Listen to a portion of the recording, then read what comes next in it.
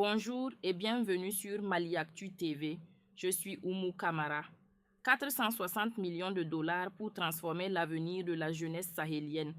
La Banque mondiale lance un pari historique qui pourrait redéfinir les équilibres géopolitiques de notre région. La Banque mondiale vient d'annoncer un investissement colossal de 460 millions de dollars américains destiné à la jeunesse de l'Alliance des États du Sahel et du Tchad. Cette somme impressionnante sera consacrée à la création d'opportunités d'emploi et de formation pour les jeunes de nos pays. L'annonce intervient dans un contexte géopolitique particulièrement tendu où chaque investissement international devient un acte politique majeur.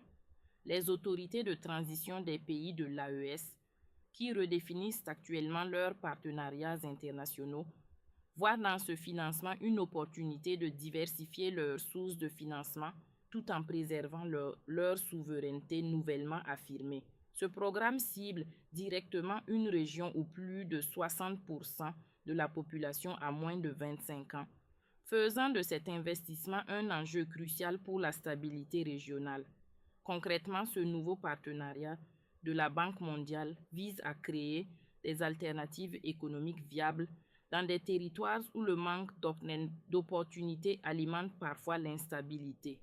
Les observateurs internationaux soulignent l'importance stratégique de ce financement dans le contexte actuel.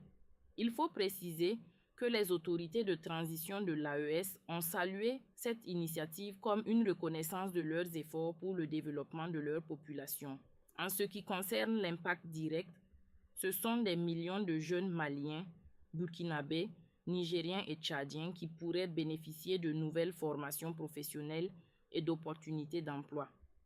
Dans des économies en transition comme les nôtres, ces programmes ont le potentiel de créer une nouvelle génération d'entrepreneurs et de techniciens qualifiés, essentiels pour le développement économique de nos pays. Cette décision de la Banque mondiale s'inscrit dans une bataille d'influence plus large au Sahel. Alors que certains partenaires traditionnels réévaluent leurs relations avec notre région, l'institution de Bretton Woods maintient son engagement. Pour les pays de l'AES, accepter ce financement tout en préservant leur autonomie décisionnelle représente un exercice d'équilibre délicat. L'enjeu est de taille.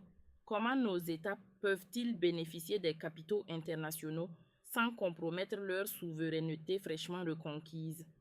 Cette question est au cœur des préoccupations de nos dirigeants qui cherchent à établir un nouveau modèle de coopération internationale respectueux des choix politiques locaux.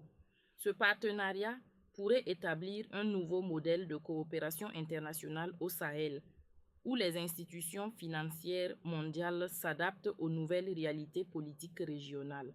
Si ce programme réussit, il pourrait inspirer d'autres initiatives similaires et renforcer la position de l'AES comme acteur incontournable du développement sahélien.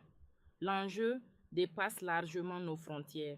Il s'agit de prouver qu'un développement endogène et souverain reste possible avec l'appui de partenaires internationaux. Voilà pour cette actualité. Pour suivre l'évolution de ce dossier et retrouver l'ensemble de nos articles, rendez-vous sur maliactu.net. Je suis Oumou Kamara, merci de votre fidélité et à très bientôt sur Maliactu TV.